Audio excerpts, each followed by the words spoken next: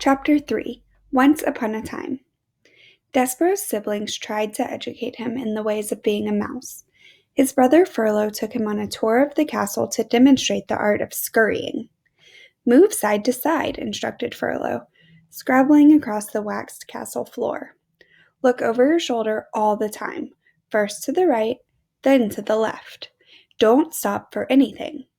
But Despereaux wasn't listening to Furlough. He was staring at the light pouring in through the stained glass windows of the castle.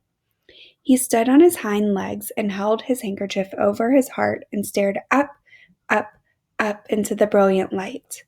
"Furlough," he said, "what is this thing? What are all these colors? Are we in heaven?" "Cripes," shouted Furlough from a far corner. "Don't stand there in the middle of the floor talking about heaven. Move! You're a mouse, not a man. You've got to scurry." "What?" said Despereaux, still staring at the light. But Furlough was gone. He had, like a good mouse, disappeared into a hole in the molding. Despereaux's sister Merlot took him into the castle library, where light came streaming in through tall, high windows and landed on the floor in bright yellow patches.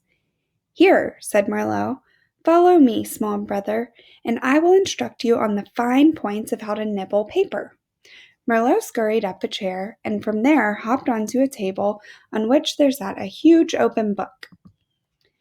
"This way, small brother," she said as she crawled onto the pages of the book, and Despereaux followed her from the chair to the table to the page.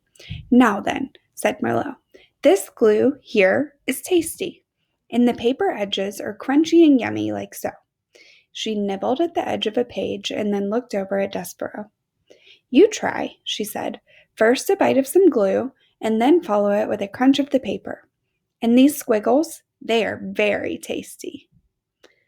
Despereaux looked down at the book, and something remarkable happened.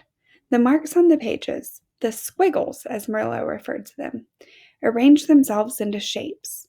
The shapes arranged themselves into words, and the words spelled out a delicious, wonderful phrase: "Once upon a time." "Once upon a time," whispered Despereaux. "What?" said Merlot. "Nothing."